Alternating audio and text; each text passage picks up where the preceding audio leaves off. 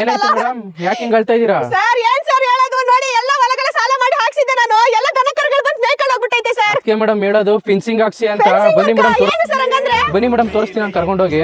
Sir ನೀವ್ ಹೇಳಿದ್ ಇದೇನಾ?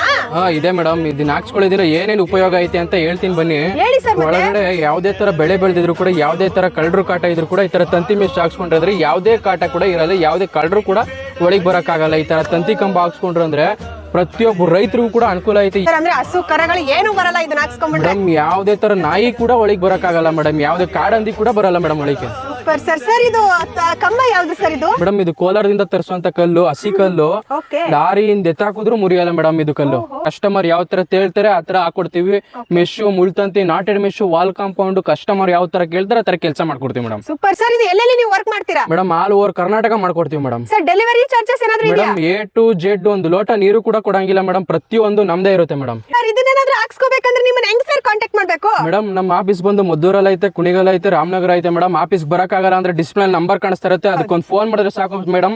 ನಾವೇ ಅವ್ರ ಜಮೀನ್ಗೆ ಹೋಗಿ ಕೊಟೇಶನ್ ಕೊಡೋದು ಬರ್ತೀವಿ ಮೇಡಮ್. Super guys. ಆಗಿದ್ರೆ ಇನ್ನೇನಕ್ಕೆ ತಡ? ಸೊ ನಿಮ್ಮ ಜಮೀನಿಗೆ ಏನಪ್ಪಾ ಅಂದ್ರೆ ಬೆಳೆ ನಾಶ ಆಗ್ತಿದೆ, ಕಳ್ಳರು ಬರ್ತಾ ಇದ್ದೀರಾ, ಆಗಿದ್ರೆ ಇವಾಗ್ಲೇ ಈ ಒಂದು ತಂತಿ ಜಾಲಿ ಅಂದ್ರೆ ಮೆಸ್ ವರ್ಕ್ ನ ಹಾಕ್ಸ್ಕೊಳ್ಳಿ.